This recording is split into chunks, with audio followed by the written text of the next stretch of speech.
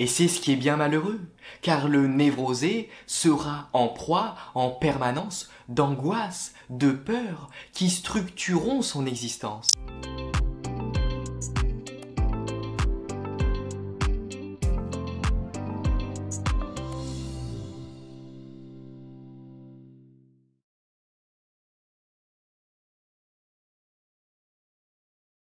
Quand je vous ai dit que pour vous accepter, il fallait chercher à exister pour vous-même, c'est à moitié vrai. En fait, deux dynamiques vont être interdépendantes et cruciales pour supporter la vie. C'est parce que vous apprendrez à exister pour vous-même que vous vous accepterez, et c'est parce que vous apprendrez à vous accepter que petit à petit vous vous permettrez d'exister pour vous-même, pour enfin aller vers votre inné, vers votre différence. Mais venons-en déjà à la différence entre vivre et exister.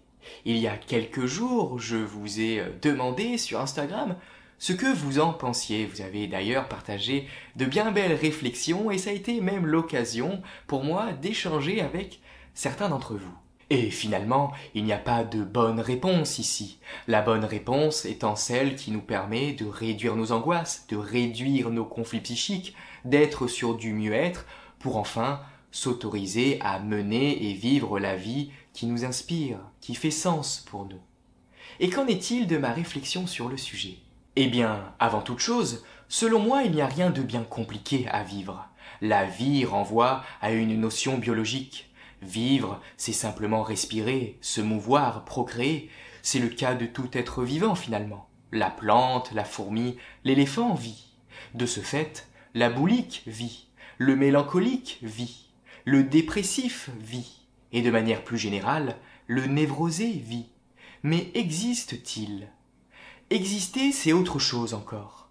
Exister, ce n'est pas juste répondre à quelque chose d'automatique et de prédéfini, à savoir naître, respirer, se mouvoir, procréer et mourir. Mais au-delà de ça, c'est laisser une marque, laisser une empreinte. C'est être, et non pas simplement être, mais être dans le réel. Et c'est là que vient la distinction entre exister pour soi-même et exister pour les autres.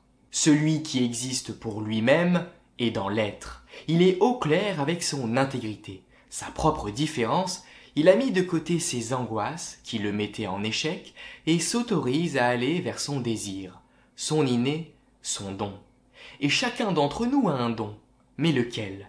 Comment l'identifier ? Nous y reviendrons. Nous en sommes pas encore là. Nous en sommes pas encore là, car nous sommes ici tous névrosés.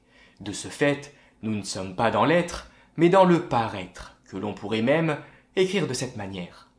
Le névrosé n'est pas dans l'être simplement car il n'est pas dans le réel, dans l'ici et le maintenant.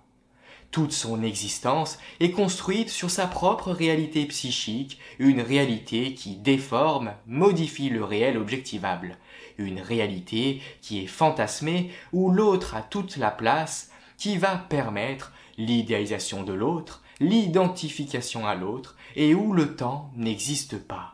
Autrement dit, dans cette réalité psychique, nous serions tous immortels. Mais cette réalité psychique s'oppose au principe de réalité qui fera souffrir l'individu car en conflit entre ses fantasmes, les histoires inconscientes qu'il s'est créées et la réalité objectivable. Le névrosé est en fait incapable d'exister pour lui-même, c'est son propre inconscient qui va parer son être, ne laissant plus que le paraître. Le paraître étant l'illusion d'être. Il est en fait victime des injonctions de l'inconscient collectif, de son mauvais transgénérationnel et de son propre inconscient.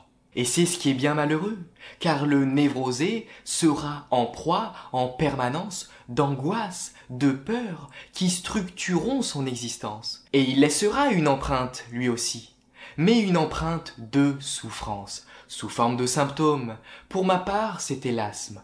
Pour d'autres, ce sera le diabète, l'alcoolisme, la toxicomanie par exemple, sous forme de compulsions de répétition, des histoires d'amour qui finissent toujours mal, ou alors la perte récurrente d'un emploi par exemple, sous forme aussi de mise en échec, avec de mauvaises décisions, de mauvais choix de vie, et enfin d'événements malheureux. Comme le disait si bien Freud, le moi n'est pas maître dans sa propre maison.